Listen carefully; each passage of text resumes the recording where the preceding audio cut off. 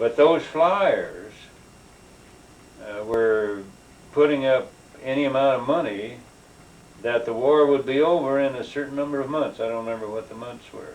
And of course, military people, they'll gamble on anything, you know, and there was a big exchange and a big to-do, and it was a real mystery to us how these flyboys could continually be spreading the rumor that the war was going to be over in 2 or 3 years, 2 or 3 months. They were betting that the war would be over, and we knew that we had years and years and years taking Japan.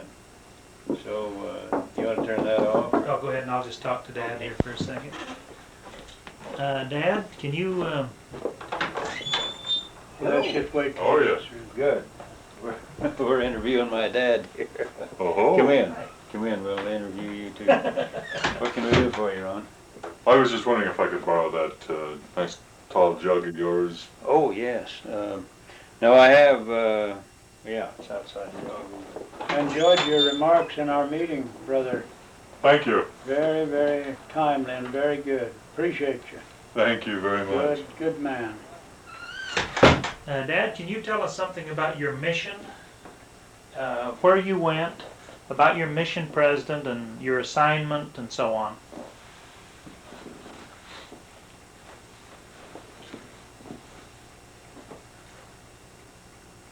Go right ahead.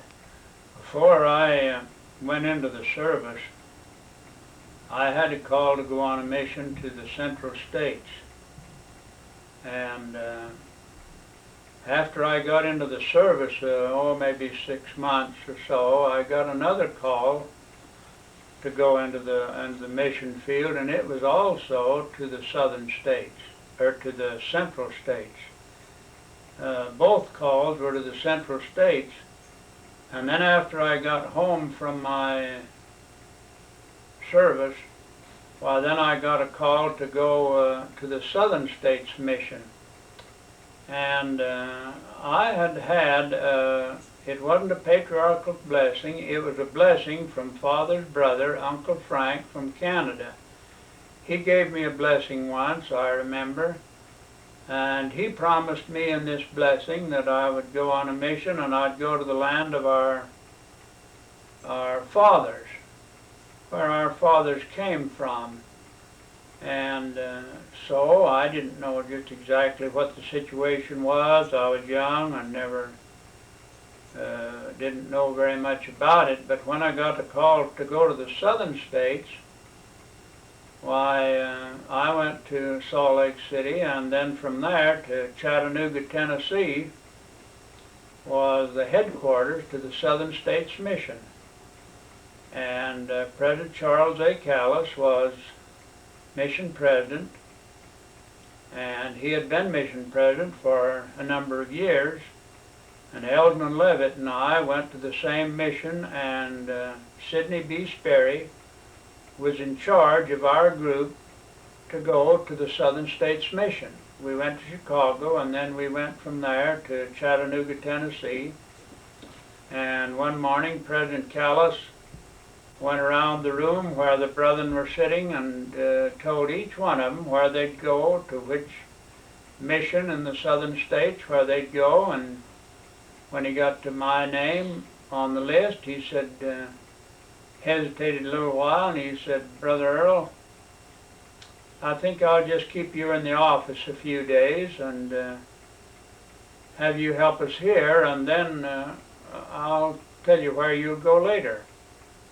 So I thought it was kind of strange, but anyway, in about a week, I was there in the mission home, and we went tracting from the mission home and did things. And in about a week, one morning, why, he said, "Brother Earl, I think I'll have to send you to Ohio. I'll have to send you up there alone. There isn't anyone to go with you." And I had tears in my eyes, and he said, "Why have you got tears in your eyes?" He said, "Don't you want to go to Ohio?" And I said, "President Callis, that's the first time I knew that Ohio was in the Southern States Mission." I said, "I had a blessing to my uncle, and he told me that I'd go on a mission, I'd go to the land of our fathers. And he said, I said, my grandparents came from Ohio. They lived in Scioto County in Ohio. And he said, well, that's all right. But I went to Cincinnati, and then later I was transferred to Portsmouth, Ohio, and in Portsmouth, Ohio, that was in Scioto County, and I had the opportunity of checking on a number of the Earls that were living there, but I couldn't find out any genealogy regarding our families because they didn't seem to be the same family of Father's family. And I wrote to Father, and we carried on a correspondence, but we could never find any of the same families that Father was from. But that's where that they left when they joined the church and went to Nauvoo, Illinois, with the prophet Joseph Smith, another, and then later Grandfather Earl was with the first company with President Brigham Young to come into the Salt Lake Valley. So that was my experience as far as the blessing was concerned in going to where Uncle Frank told me that I would go on a mission. And had I gone to either one of the other missions, I'd have been in the central states rather than in the southern states. And they called the Ohio the hospital of the Southern States Mission because of the climate, and many of the elders that got sick in different parts of the South, why they would send them to Ohio because it was a better climate. And then later Ohio was transferred to the Northern States Mission rather than the Southern. How did you travel to your mission and back? How did we travel? Yeah, what connections did you make? And oh, we went on the railroad then, every place. But where did you go to Moapa to catch the train? Or? Oh yes. We went to Moapa to catch the train, and we had a clergy ticket that gave you half price on all the passenger trains that you wanted to travel on. Well, you'd show your clergy ticket, and they would give you half price.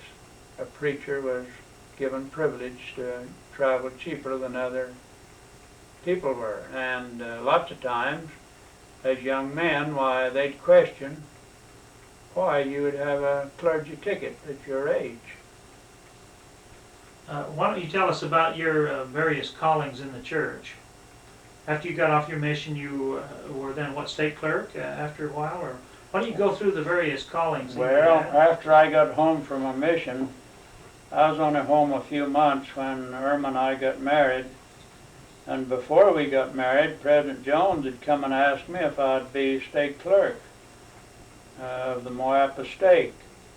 So the first conference we had, we went to Bunkerville, and while we were there in Bunkerville, why, I was sustained as state clerk, and I know the Frainers came down to conference from Littlefield, and I had the chance of visiting with Irma a while during conference.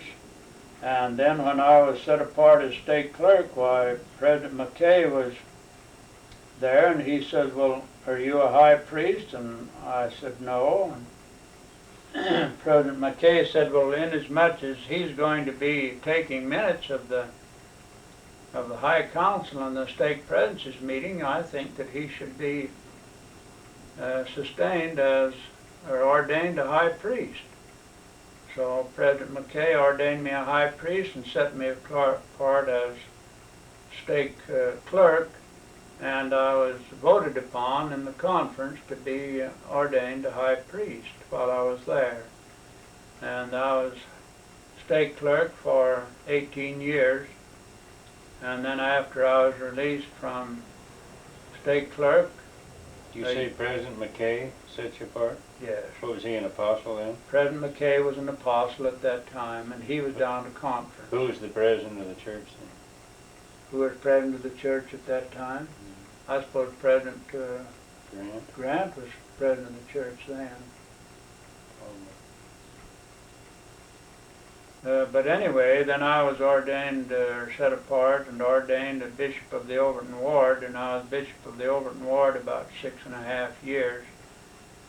And after that, why, then I was on the High Council for a few years. I know I was on the High Council when Lee had the ranch up at Overton, or up at Warm Springs, and I felt very bad because I had assignments to go different places on Sunday, and Lee was wrangling the cows and things, and then I was released as High Council, and I had the chance then to help a little bit more on Sunday with the dairy cows and a few things like that, to give Lee a little more chance to have the opportunity of going to church also on Sunday. You were scoutmaster when Gary and Claire were scouts too, weren't you? Yeah, I was scoutmaster for quite a long while, and while I was bishop, why, we had a good scout troop, and we did quite a little in scouting, and had the opportunity to go with the boys on different trips and things like that. Went to the Valley of Fire, and Ellick Swap was there in Overton, and he was one of the best cooks for campfire, and Ellick Swap would go with us on these scouting trips and learn the boys, or teach the boys, or show them how to do some camping and cook on a campfire. And I was always very appreciative of Brother Ellick Swap and his kindness to the boys. I know Roy Tobler was on the committee, and Clarence Johnson was on the committee, and some of the other men there in Overton were real good men to help the young boys in scouting, and we enjoyed it very much. And then you're called to serve in the temple with Mother. What year was that? Well, it was in 1955. President Bowler, I guess President Bowler asked Mother and I if we would go to St. George and be officiators in the St. George Temple. And he was the stake president? He was president of the Moapa Stake, and Bishop Shirtliff was bishop of the Overton Ward at that time. And it was quite a hard decision for me to see how we'd be able to make a living and go to the St. George Temple and spend 2 years. But as I said, you can't pray for the leadership of the church all your life and then turn down something when they ask you to do something.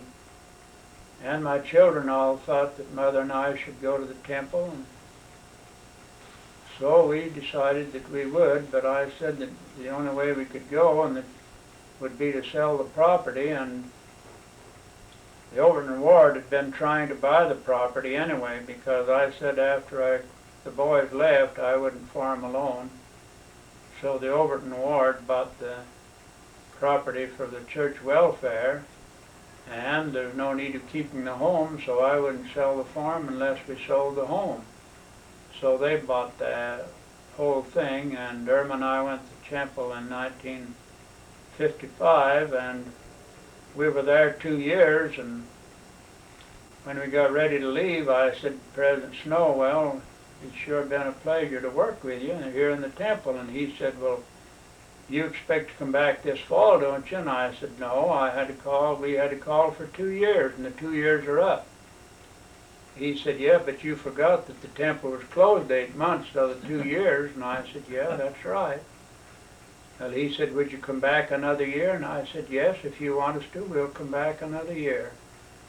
So we went back another year, so we were there in the temple 3 years as officiators, and then we came back here to Las Vegas and lived with Lee when we left the temple, and came back here in 1958.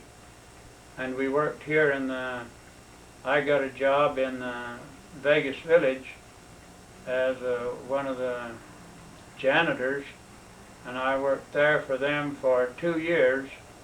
And after 2 years, in 1960, President Snow called me on the phone and said, I'd like to come down and talk with you. And we were right here in this room where we're talking now, and President Snow and his wife came down, and he said, well, I've come down to see if you'll be a counselor in the temple presidency. He said, do you and your wife want to talk about it a little bit? And Irma and I said, no, we don't need to talk about it. If you want us to come, well, we'll come. And he said, have you finished your Social Security? And I said, no, we haven't finished our Social Security. And he said, well, I hate to take you back away from that because you don't make any money working in the temple.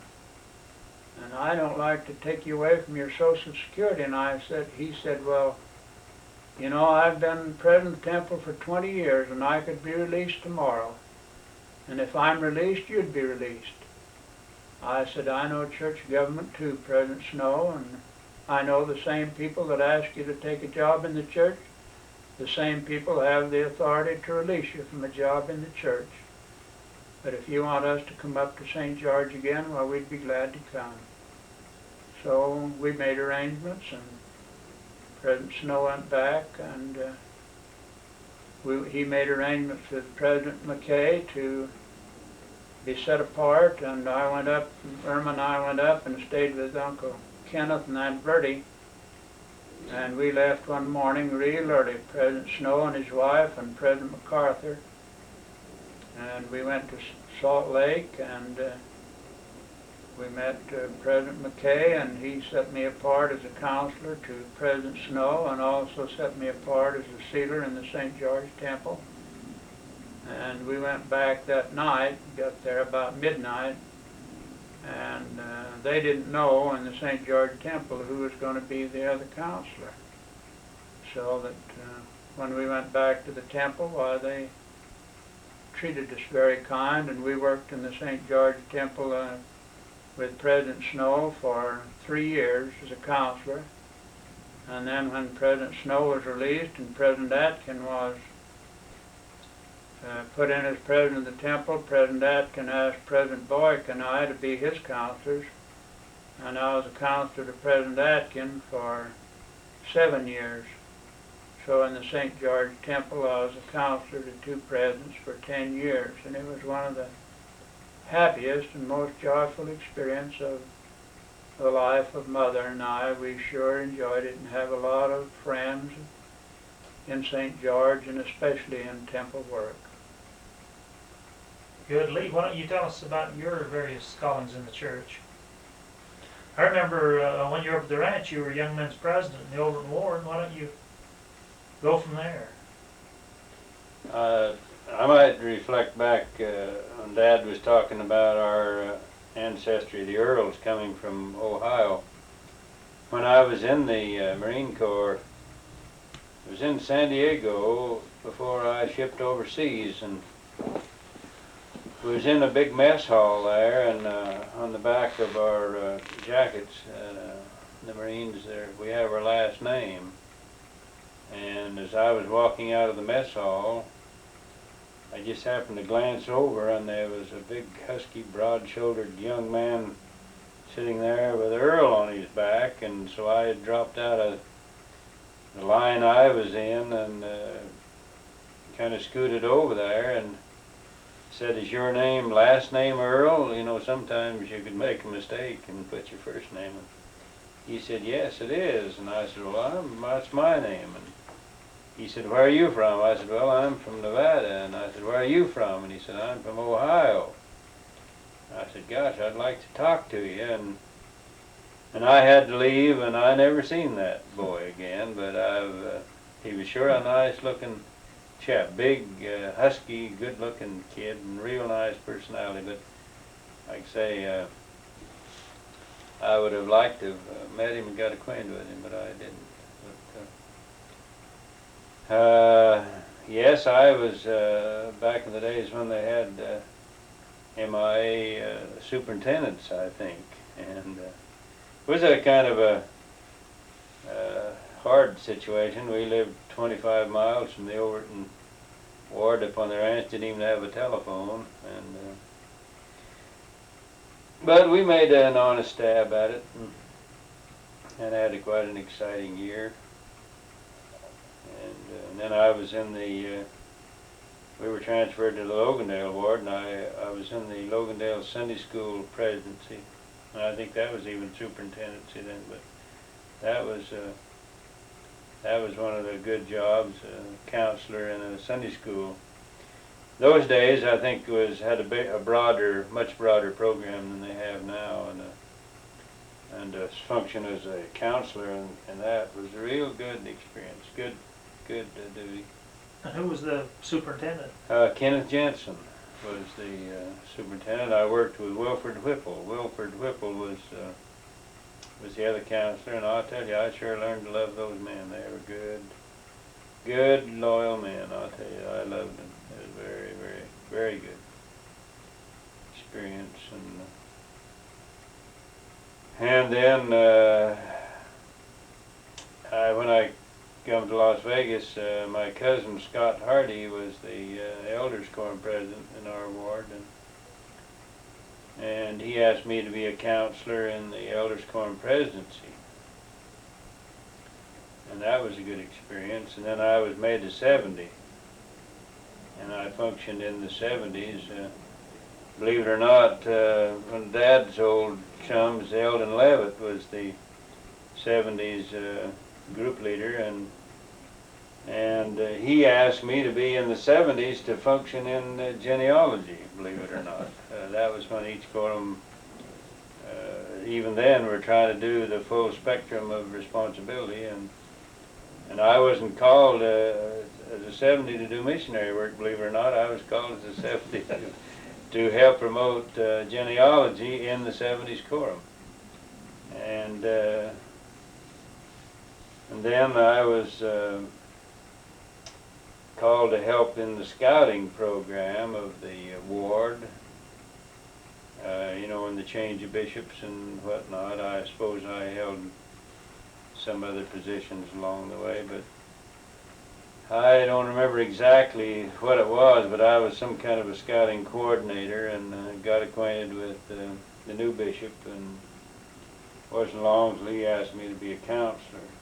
And so I served about 5 years as a counselor in the bishopric, and then I was asked to be a bishop. I was a bishop about 5 years. And I was on the High Council before I was made bishop. That's right. They released me as a counselor in the bishopric and put me on the High Council. And then I was made bishop. And then I was put back in the High Council again, and for a few years, and then I was served as a counselor to President Dixon in the stake presidency. And that was a good experience. And I was released from there to, while I was counselor, they needed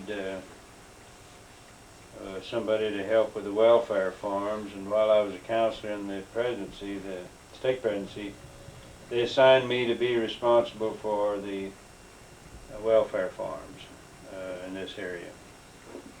And that work became so big, I asked to be released so I could devote full time to it. And after about 5 years, I was released from the welfare farm, and now serving in the stake mission. Lived happily ever after. Lee, could you tell us something about Grandma and Grandpa Frainer as you remember them? Or did you know Grandpa Frainer? Yes, I was only 2 years old when looking at the genealogy sheets. 2.5 years old, I guess. I was born in January of 23, and Grandpa Frainer died, I think it was in the summer of 25, if I remember, by looking at the genealogy sheets. And the reason I keep looking is because I remember just as clear as when I got up this morning, seeing my grandfather at the foot of a wagon bed as my mother and I woke up one morning. Now, a lot of people would say a 2.5-year-old kid couldn't remember anything, but I don't remember when he died. I'll quite frankly, I do not remember his death.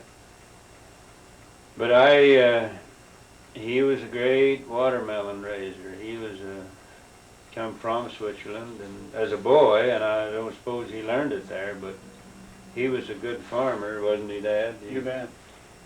And he raised grapes and fruit and melons.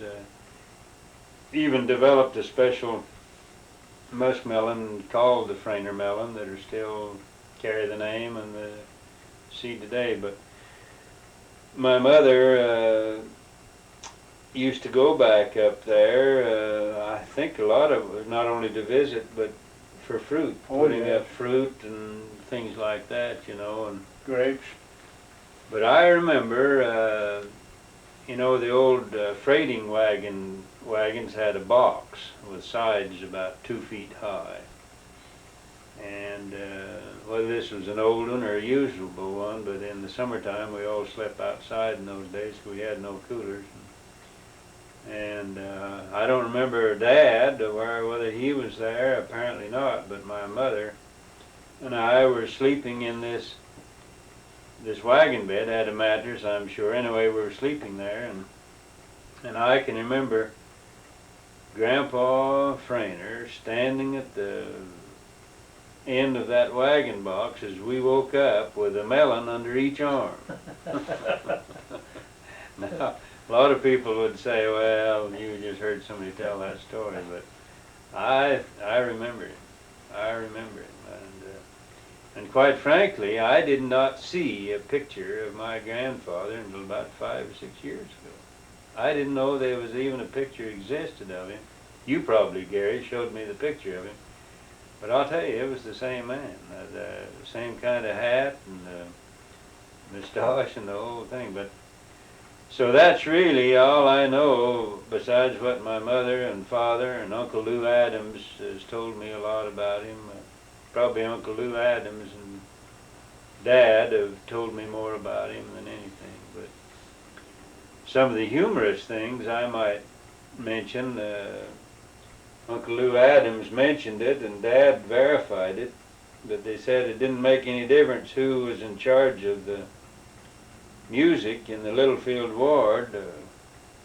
Grandpa Frainer always led the music.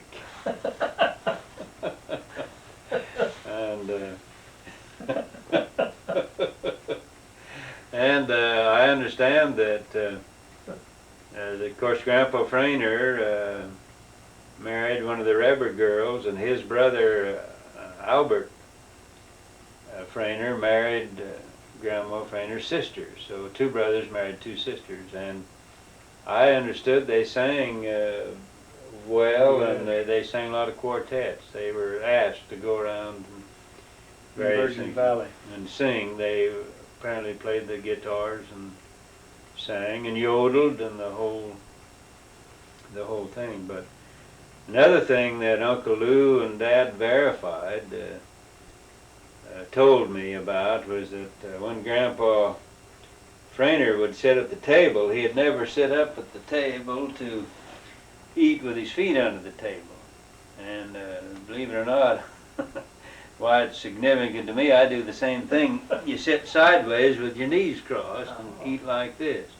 Interesting. And do you remember that? Oh, you bet. And Uncle Lou and Dad have also said that he would not mix anything. Now, I'm completely different from that. I'll mix everything, and if I've got something I don't care for on the same plate as something you do care for, it's very easy for me to mix them together, and it's all tastes about the same. You never gave Grandpa Frainer mashed potatoes. They had to be a potato just on the plate, no mashing it up with milk or butter or anything else in it. That was one of the things that he would not use, was mashed potatoes. But, so these are kind of some of the things that I've heard secondhand. Dad could tell you about him, but I'll tell you, he sure had a reputation. Better tell him how the cellar smelled. Oh, yeah, when I was a kid, Grandma and Grandpa Frainer had a rock house there in Littlefield, and Of course, you know, you're as a kid, when you have pleasant memories, well, you know, they linger long with you. And they had this rock house, and there was under the shade of the cottonwood trees, and there was a ditch of water run down to the front of the, well, I guess it'd be the back of the house. But Grandma Frainer, when I was growing up, lived in the back of the house, and she rented out the front. And so we kind of just dealt in the back. And probably had a bedroom and a kitchen and then a cellar, and that's about all she used. And the rest of the house she rented out to school teachers or whoever. Well, I remember Uncle Lou and Aunt Lillian and their family lived in part of it at one time. But you go down in that cellar, and it was damp and moist and cool down there, and they had their big pans of milk sitting around where the cream could come to the top, and the hams and their dried fruit. The odor of that sweet cellar lingers in my mind to this day. You know, one of those delightful grandmothery things that happen, you know. But Uncle Joe Frainer was a big melon raiser, so the orchard and the grape vineyards and the melons continued right on after Grandpa Frainer died. Uncle Joe, he continued on, and I'll tell you, they raised good vegetables and good melons, and one of the significant things of my mother and all of them, and I'm a little bit the same way. I don't eat many watermelons today, but even when I do, if it's a real sweet one and a big one, I just can't bear to throw the seeds away. Any time you had a sweet melon and a good one, you just saved the seeds. And those are the seeds you planted. And if Mother was living today and you had a good, big, sweet, juicy tomato, our mother would save the seeds for that, knowing full well that we go to the store and buy plants, but she could never break the habit of it. That's right. And I'll tell you something, that's a real chore to save the seeds of a tomato. You got to wash them, you know, get the tomato scum off from them and dry them, and it's quite a trick to do that. But you just don't throw those kind of seeds away, you save them, and that's why you develop good melons and good tomatoes and those kind of things. Why don't you recall for us what you remember about Grandma Frainer and her personality, disposition, and if our mother inherited some of those qualities? Or? Well, Grandmother Frainer was a unique character in my life. She was built like a rebel. She was short and stout, I think, the way you'd term it. She was quite large, and she wore her hair kind of combed straight back with combs.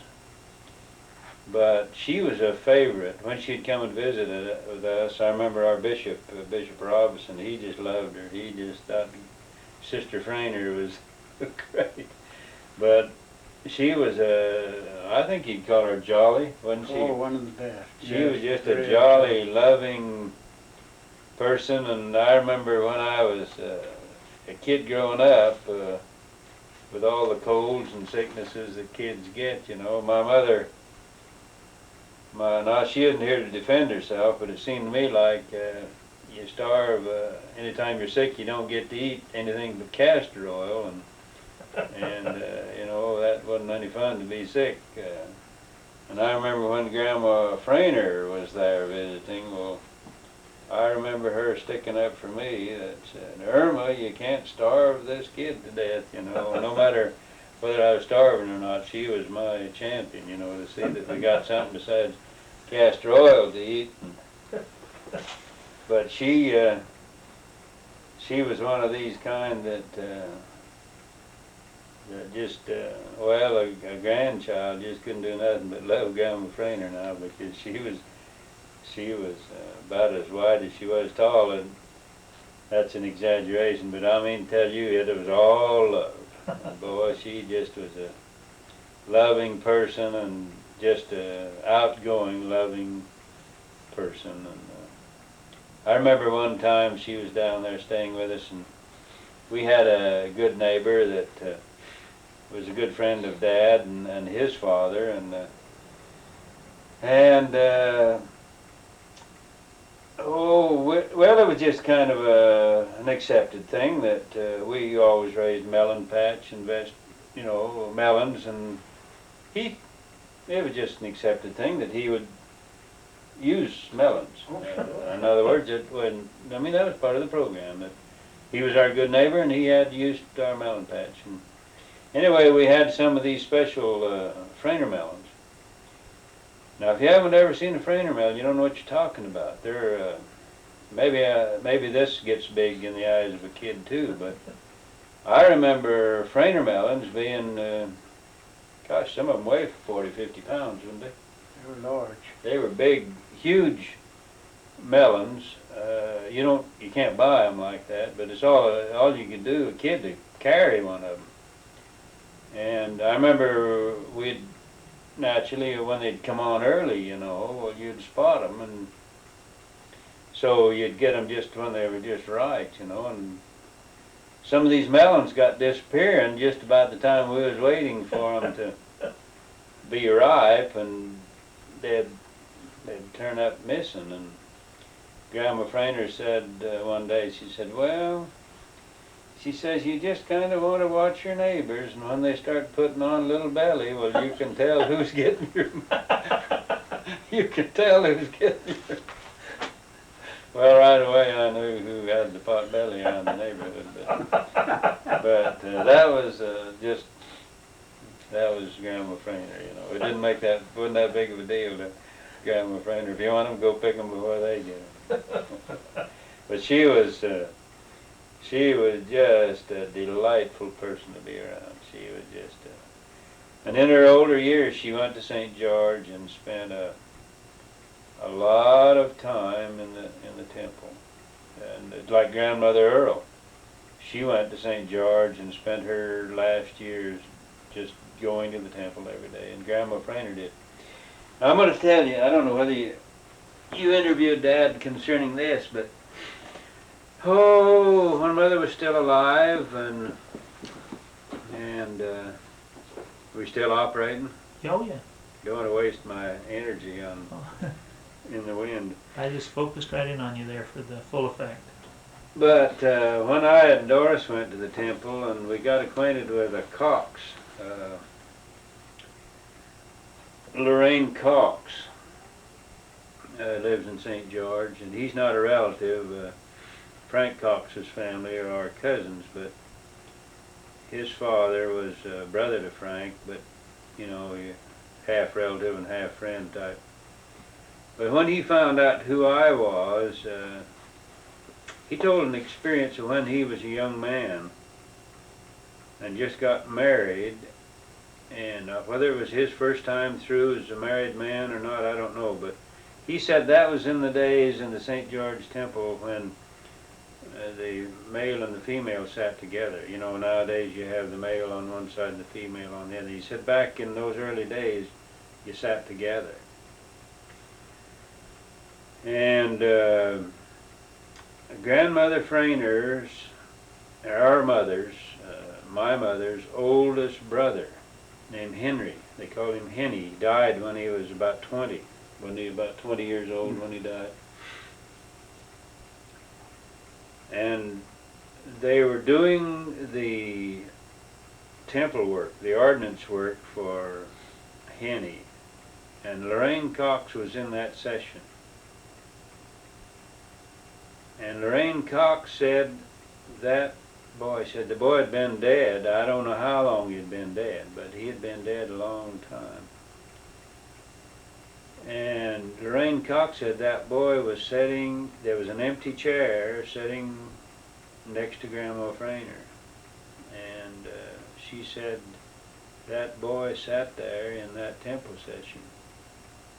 And after the session, the man that was in charge of the company come to Grandma Frainer and said, "Who was that young man sitting by you?" And she said, I said, "It was my son Henny, but I was afraid to look." But Lorraine Cox told me this story, and I'll tell you, he told me this in the temple, just after we'd gone through a session, and he said that was one of the spiritual highlights of my life as a young man. But he said, your uncle, Henny Frainer, was there, and some of us seen him sitting there in that seat besides his mother when he was getting his temple work done. Now, my mother never told me that, my father never told me that, Grandma Frainer never told me that, somebody else told me that. And if we weren't doing this today, I might not have ever heard it, Well, nor would any of the family. well, but, So it's good we're doing it. so that gives you something to think pretty seriously about concerning the ordinance work of the church. I've heard the story. I think Grandma's told it. Has she? Mhm. But that was completely new to me when Lorraine took me aside and told me that story there in the St. George Temple. I don't know whether Joe or Alfred or I don't know who was going through for him. I don't know. I don't know who it was. But Grandma Frainer, Dad just told me that she was sickly in her older years, and Dad could comment on this better than I, but she lost her oldest son when he was 20. She lost her 2 twin girls when they was 17 or 18. 2 of the most beautiful twin girls you ever seen, and we've got pictures of them. Millie and Minnie died with, those childhood diseases that ravished the country. And when Dad was talking about the flu, he was talking about the influenza epidemic of 1917 or 1918 that wiped out hundreds of thousands of people in the United States. I mean, that when he was talking about the flu, that's what he was talking about, was the influenza epidemic that just wiped out hundreds of thousands of people, took them in death. But anyway, Grandma Frainer also lost our mother's twin when a baby. And then there was one other baby, 5 or 6 years old? George. One of them, I forget his name, Melvin. Melvin. Yeah, Melvin. Melvin. Now, Mother's twin was named Earl. Irvin. Irvin. And died as a baby. But Melvin was several years old when he died. But is it your feeling that Grandma Frainer just, the grief just affected her health? Or? Well, I don't know. She had a serious condition. Oh, did she? Yeah. Oh, I see. But anyway, that's pretty tough. Another significant thing with all the tragedy of death in our mother's family, brothers and sisters, by the other hand, one of the most outstanding things I think that ever happened was Dad's family. Now, your mother and father had 9 children? 8 children? Oh, Mother had 10. 9 in the first family and 10. That's right, 10 in your family. And 9 in Aunt Kiss's family. Now, up until a year ago, when Aunt Nettie died in 1981, not one child, not one of the 10 had died. And Aunt Nettie was 90 some odd years old. Just 90, wasn't she? 90. She was 90 years old. Not a child or a member of that family, of those 10, had passed away. And she was the oldest in that family. But And Uncle Donald would be the youngest? Uncle And Donald what would would his age be, Dad, approximately? 70 now. Okay. so I just got a letter from him my birthday. But to me, now Dad was born in 95, so Aunt Nettie would have been born in 93. 90, No, 90. 90 or 91. Yeah. 91. Now I'll tell you, those were tough days back there. Well, compare them to the Frainers. That's right. Lost 5 out of the 9 due to the diseases, and they was 20 miles apart. The same diseases were ravishing both communities. And what's interesting is those weren't young children, all of them. Two No, were young children, but that's the other three were Well, grown. 18, 19, or 20. That's right. Yeah, And, grown. And grandfather Earl's first wife, Callista, there was 9 in that family, but they lost children. Young? Oh, yeah, some of them. Some of them were young. Oh, Of yeah. course, Harold was 20, Okay, there's, okay. but there was a baby or two that died. wasn't Oh, there? yeah, Callista and two little girls. Yeah. Well, then they would have had more than 9. Weren't there 9 living Oh, no. older? Oh, 9 altogether. I think there was 9 All right. altogether, counting those Oh, that okay. died. But And Aunt Ella's the youngest of that Yeah. family then. And Ella's the only one now. Yes. yes, yeah, she's the only one left in that family. Okay, There's that's one interesting. left, and up until Aunt Nettie died, none of the others had died. And they were, a lot of them were the same age, you know. That's right. Like Dad and Vida, and And Kenneth Marion would and have been about Kenneth, the age of Marion. Yeah. Marion and Kenneth, and you see a lot of those. were- Nettie and Harold were the same age. But quite a extreme. I mean, showing the right. miraculous thing that happened to Viola Earl and J.I. Earl's family compared to the normal Yes. in those days.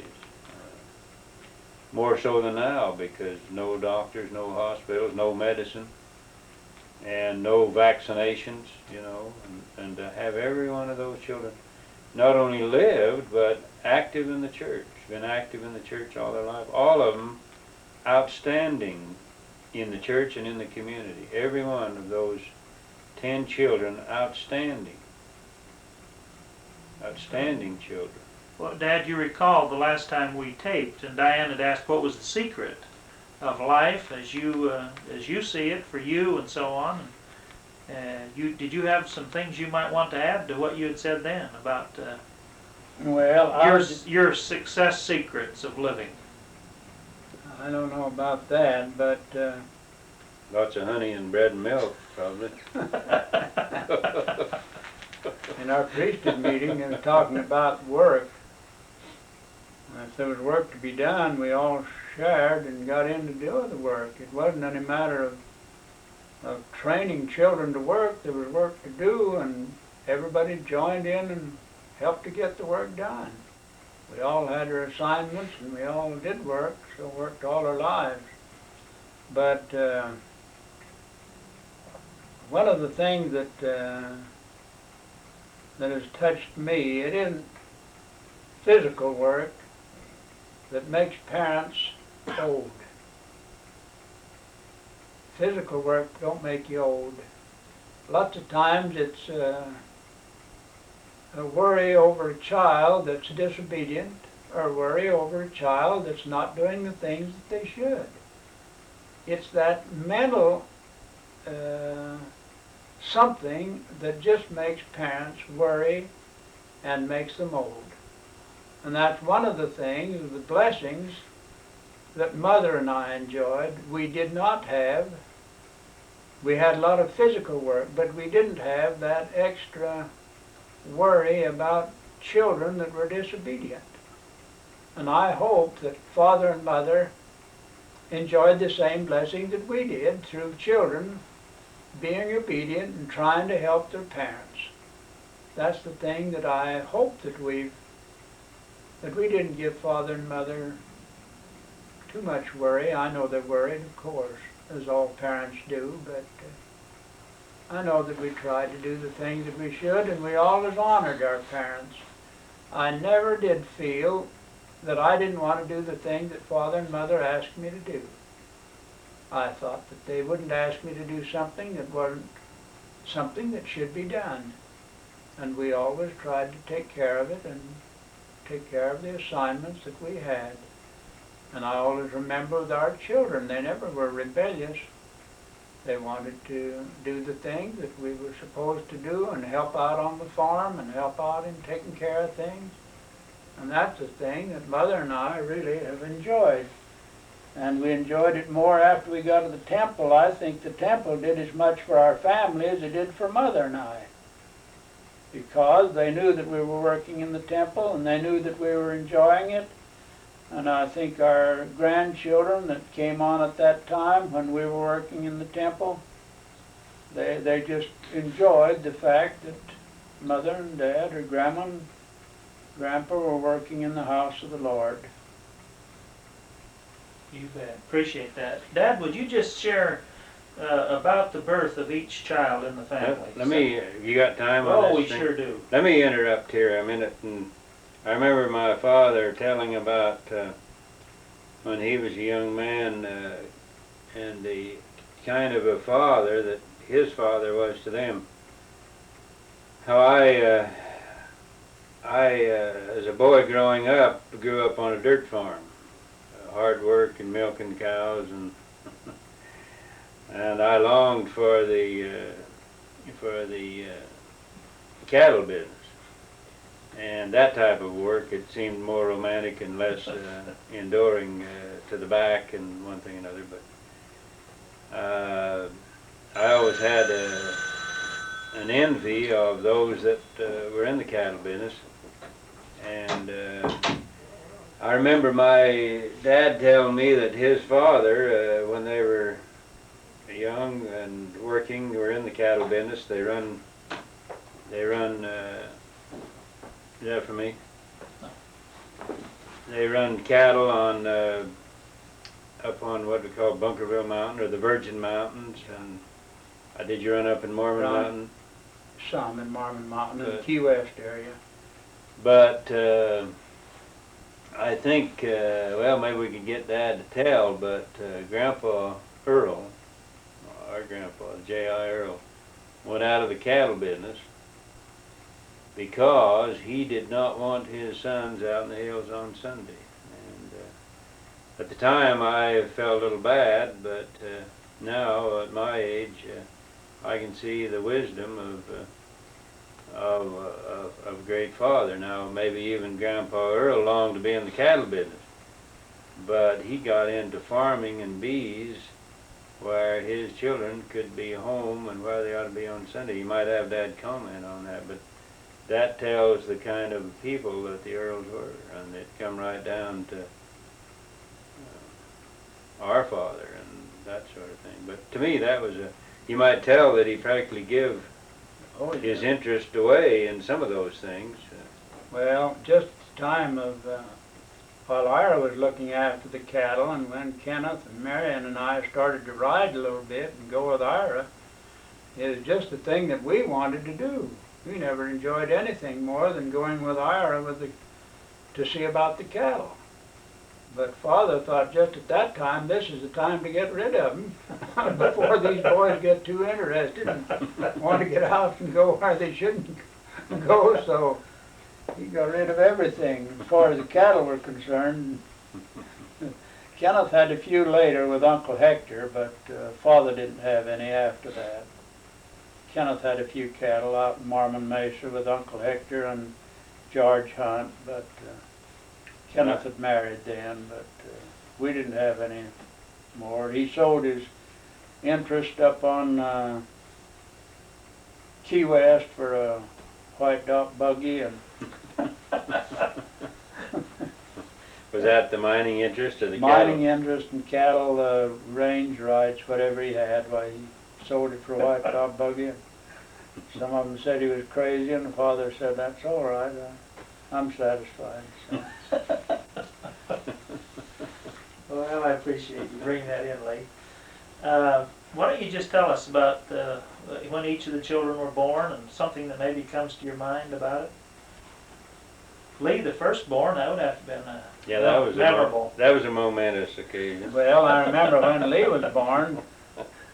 It was in the winter time, and we went down to see Sister Lytle, and by golly, she was up to Glendale. It was the Gyp camp then. She was up delivering a baby for Rob Reber and Bindi Reber for Dad.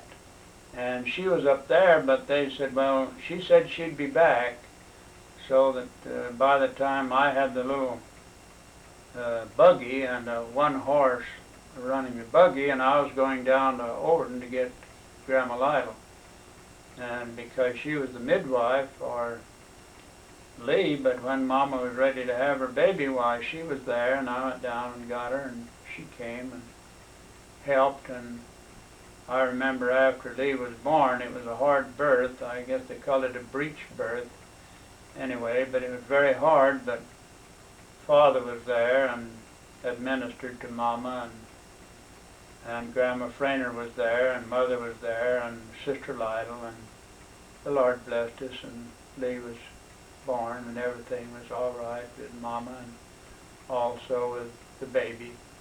But the next morning, there was snow on the ground, so that was quite a surprise to us. We thought everything was fine, and Grandma Lytle, when I went to take her home the next morning, why, there was snow on the ground. We had the horse out there. We took her down the next morning because the snow. Was Lee a healthy baby? Oh yeah, Lee was very healthy. Yeah. And then when Eula May came along, we came over here to Las Vegas, and she was born here to the Las Vegas hospital. And I brought her over once, and it was a false alarm, and we went back home, and then 3 or 4 days later, well, I brought her over and left her here with Aunt Vida and Uncle Merlin, and she stayed with them. And then when I got home, well, I hadn't any more than got home but a few hours till Merlin called and said, Irma's gone to the hospital. And so that Vida was there, and they talked to the hospital, and then they called and said, you've got a baby girl. So I came right back over the next day and saw Eula May and the baby and stayed for a few hours, and then I went back home. And Irma was in the hospital about a week or 10 days, and then she stayed at Vida's for a couple of 3 days, and then we took her on home. How long did it take you to drive to Las Vegas then? Oh, you were a couple of 3 hours then. You go about 20, 25 miles an hour. Okay. And Eula May was healthy? Yes, Eula May was a healthy baby. I've seen some really cute pictures of Lee and Eula May together. They Yeah. look like We pretty have cute. one picture of Janice when she was a little bit of a girl too. We just found it recently. And when Janice was born, well, by that time Dr. Hardy was in the valley. And when we found out that Irma was going to have, I went down that morning that Irma wasn't feeling very good, and to see Dr. Hardy. And his wife said, well, he went to Logandale and said he would be back because he thought maybe that Irma would be ready. And finally I went back home, and Mama said, you'd better go back down and find out more about it because she's ready to have this baby. And so I just called Uncle Lou, and I said, we've got to have Doc Hardy. He's up there in Logandale someplace, and we don't know where he is. And he said, well, I'll ask Aunt Lily. And he asked his wife, said, we saw him going down the lane toward Whipple's. So he went down there and said that Irma's ready to have a baby. And when he came back and answered on the phone, he said, all I can see is a streak of dust, so Dr. Hardy's coming. He got there about 5 minutes before Janice was born. So Janice was born at home? Yeah. Or in the hospital? No, right there to home. Okay. Yeah. And then she was a healthy baby too? She was a healthy baby. But when Claire came, we went down and Dr. Hardy took care of Claire too. But Claire was very frail. He wasn't very healthy for a long while.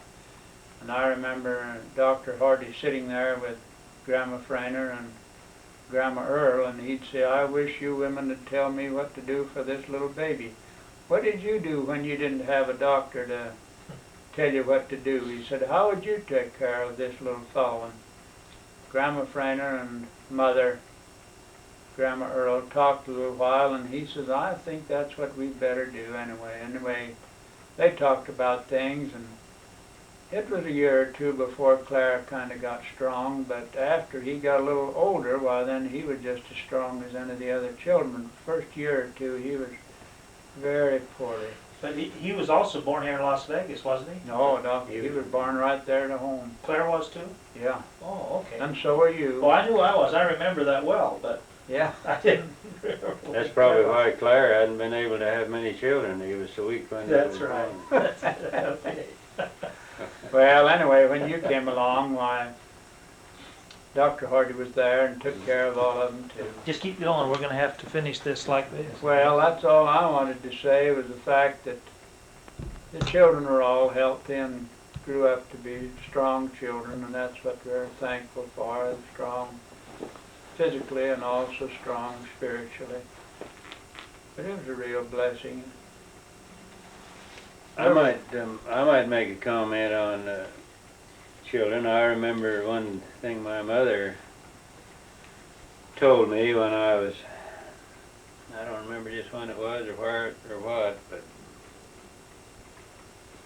mother, well, it was no secret that I was a very difficult birth for my mother.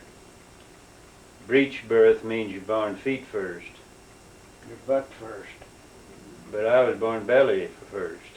Oh. Now, you got to understand, those of you that been in the cow business like I have, I was her firstborn, and I was born belly first, bent backwards. But years later, my mother told me once, she said the pain of that birth,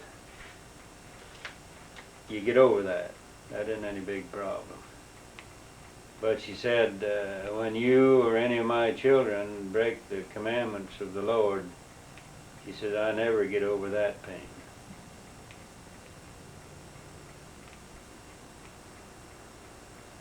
So, that's the kind of woman she was. That's right. It's a shame our grandchildren, well, our children and my grandchildren couldn't know our mother. We talk about grandmother Earl and grandmother Frainer, but I'll tell you, there was no finer woman ever lived than our mother. Hard working and strong in the faith. And boy, she stood up for what was right. I'll tell you, she never gave an inch. That's right. With anybody, anywhere. She was one of the strong women of the church, I'll tell you. Regardless of where she was asked to work, she gave everything she had. She had lots and lots of friends in the St. George Temple. Gosh, yeah, they still, anytime they find out your name, they want to know if you're That's right. related to dad or mother, and oh, they can tell you, oh, I was married by them, or she helped us, or whatever. But, Ron Levitt's wife told me just a week or two ago, she said, I sure remember your wife taking care of me. My mother wasn't able to come, but when Sister Earl got a hold of me, she said, I forgot about everything other than just what I was supposed to do there in the temple. My fears left. I had no other worries. I just felt so good and been appreciative of her ever since. She told me that about 2 weeks ago. Why don't you tell us, Dad, when you went up to the temple here a couple of months ago and had that just happened, all the presidency happened to be there together, and what happened? let me interrupt here. Are you trying to take a picture of this? Why don't we try that other light? Oh, this is working good because I've zeroed right in on Dad, and so I'm picking up enough light that I can do it. If you want to turn that other on, it's real bright. No, this will work. Thank you. Why don't you tell us, Dad, when you were up there on the bus? And Well, after I had a heart attack, it'd been about 4 years, and I was praying and hoping that I'd be able to go back to the temple again. And Dad, when you leaned back in the chair, it was better. And I get more light. Wednesday, I Okay, decided thank to you. go up on the bus to see how I'd get along. Well, before that, Lee and I went up once, and I was a witness in the temple. And Lee and Doris were doing ceiling work, and I was one of the witnesses, and I found out that if I was careful, that it didn't bother me too much. So I went up on the bus, and when I got there, why, I went in one of the rooms, and I saw Sister Atkin.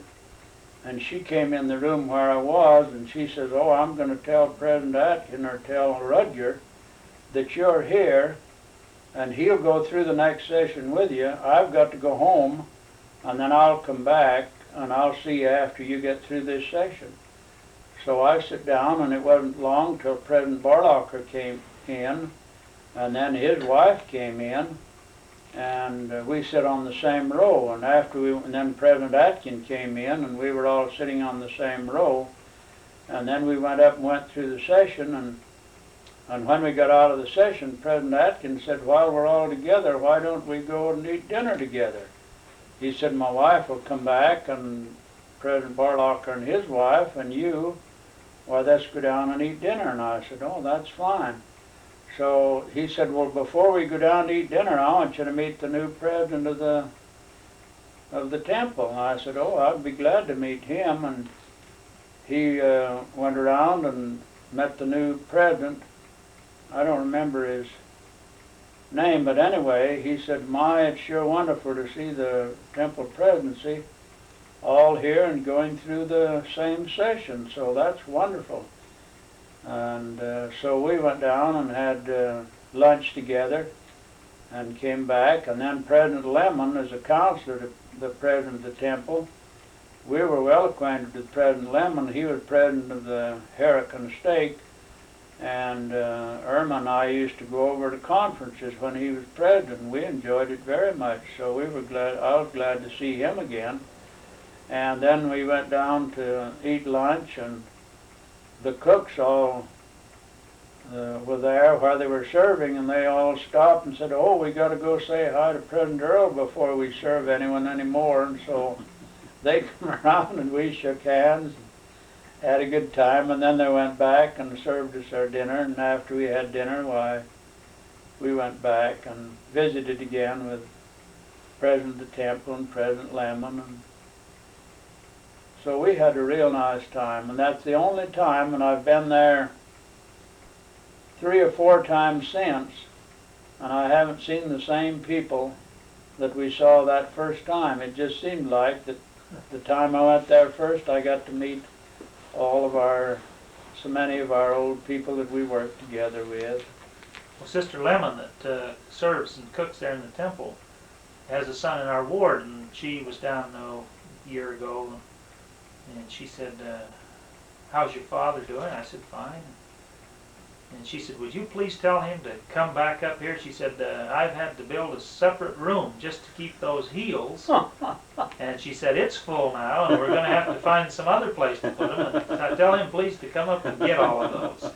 And Sister Lemon, when she came around to put her arms around me, she put her arms around me, and she had a heel in one hand, and she put that around where I could take. Right. So they had a lot of fun about that, because I took a heel every day when I went through the temple to eat. Well, Lee, do you have something in conclusion to Well, that's leave been a for all very the family? wonderful afternoon. This is going to be for generations, you know. Well, I don't, I could spin yarns all day about the early days. That wouldn't be hard. One thing, I don't know whether you want to know this, but the older generation lived in a day and age when you did not shop out of stores. When Dad was a boy and when Mother was a girl, there was no stores to shop in. And you raised what you ate, and you bottled, and you dried, and you raised everything you ate on those farms, or you didn't eat.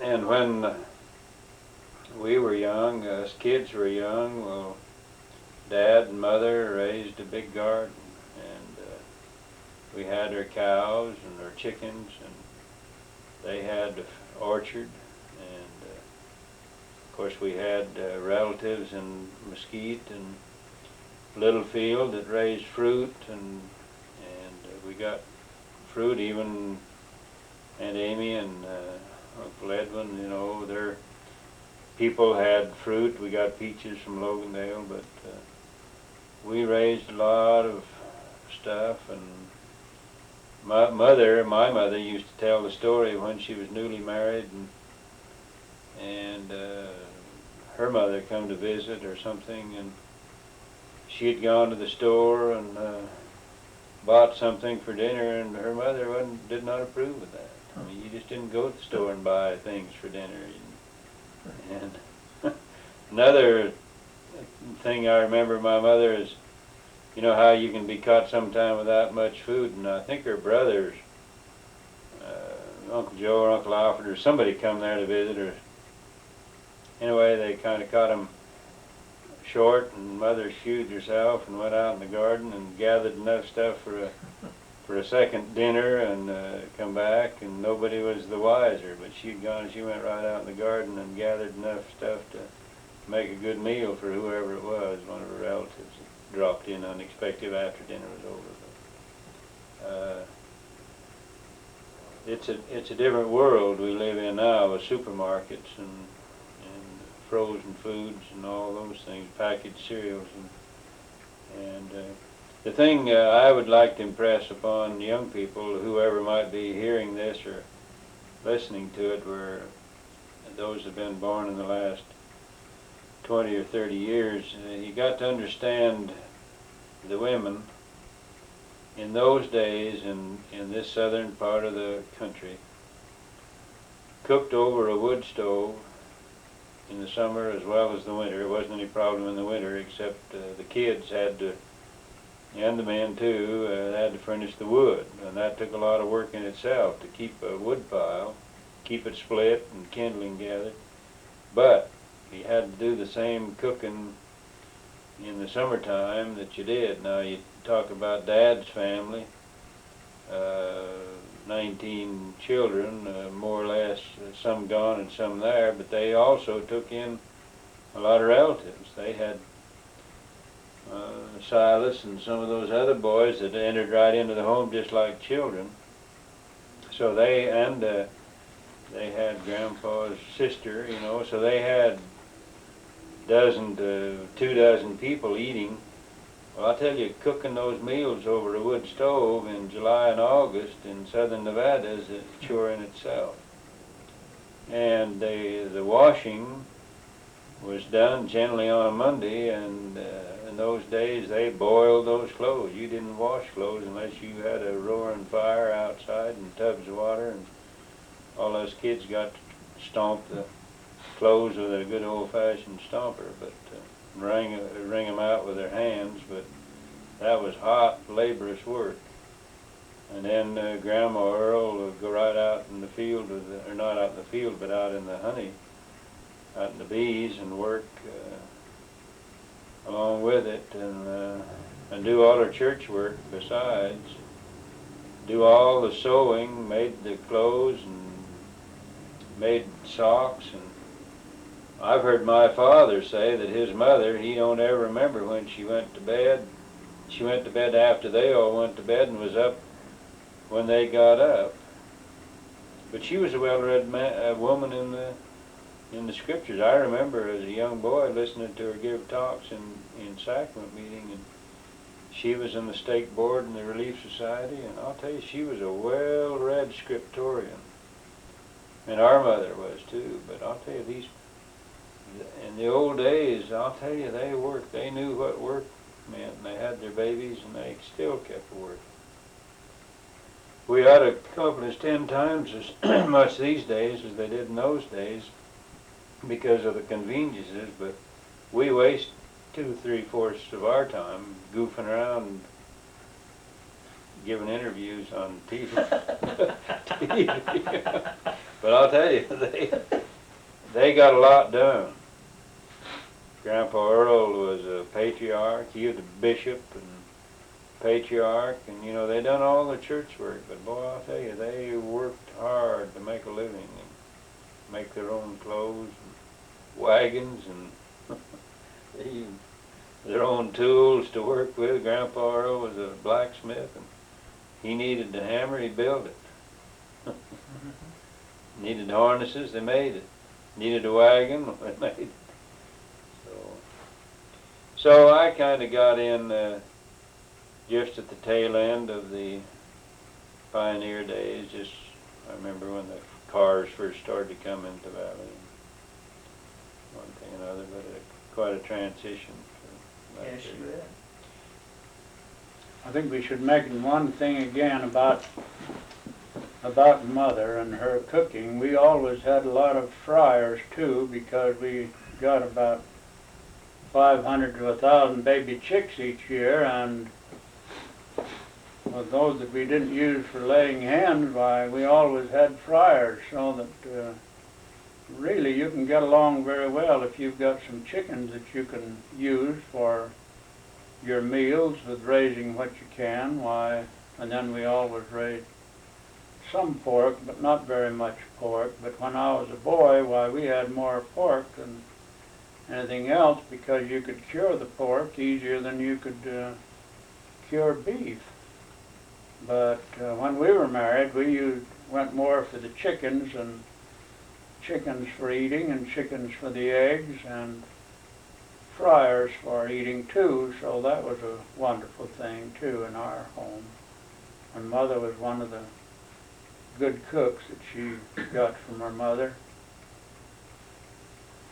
So we're very appreciative of that.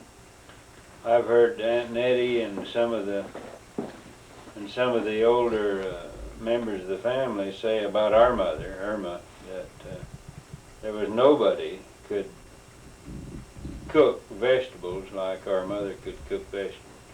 I've heard some of the famous cooks of the Earl and Frainer family make that comment, and we still make it today, that there was nobody could handle on a cooking vegetable like our mother could. She had an act to just do it right. But I'll tell you one other thing about our mother that some of the grandchildren or some of those younger ones wouldn't know. But she was probably the most gracious, hospitable host that you could ever imagine. You couldn't go in the temple, you couldn't go in her home, except you sat in the very choice chair, in the very choice position.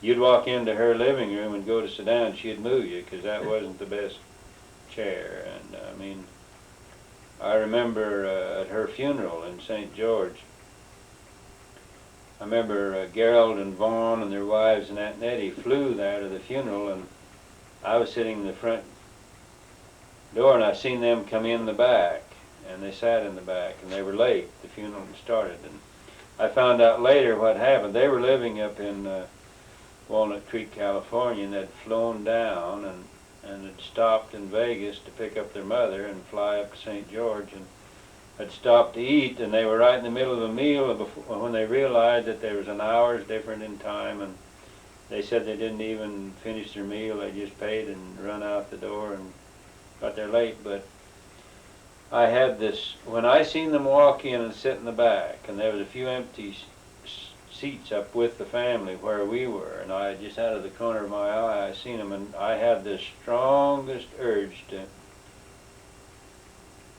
get them and bring them up for the family, because I'll tell you something, I felt my mother tell me, go get those people up here and make them feel at home and comfortable in this funeral. Now, I tell you, all I could do is keep from doing it, but there were speakers speaking, and I didn't do it. But to this day, and she's been gone over 10 years, but I still feel that urgency to go get those people and bring them up there and sit them down. Now, that's how strong a spirit she had about making people feel comfortable and feeling at home in the temple or anywhere else. That was one of the largest funerals. There was a chapel full, and the recreation hall was full for Mother's service. But I still feel this day my mother disappointed and disgusted with me because I didn't go bring those people up there and make them feel at home in that funeral.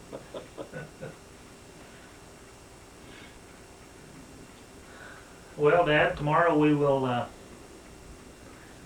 go to Overton and Bunkerville, Littlefield, and St. George, and we'll try and make a video film of some of the historic things involved in the family and our heritage. And then we hope that this will add to our reunion, but the real motivation is the fact that our children, grandchildren, all of the family are gonna be able to look back at this tape years down the road, and they're gonna know some things that otherwise would have slipped by and wouldn't have been told. That's sure wonderful. Now, does this qualify us as having our That's right. histories written? That's right. This is in lieu of. This is, we can go the other side and feel all right.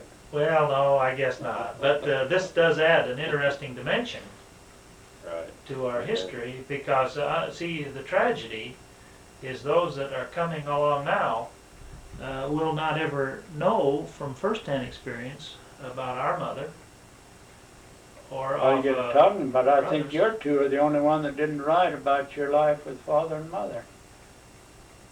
The other three all wrote theirs, and we're waiting to add yours to that little book. That's right. And Lee and I think, are the only ones left, and I'm waiting for his example. I'd forgotten all about it. Well, you need to clip this out of your film, so We can take this out. That's no we wouldn't want What I'll this, do tomorrow. we wouldn't want this to go down in posterity. No, what I'll do tomorrow is just revert. I'll Yeah. put this in reverse, take it back right to where we ended up talking about. We're going to go to the valleys and I can imagine.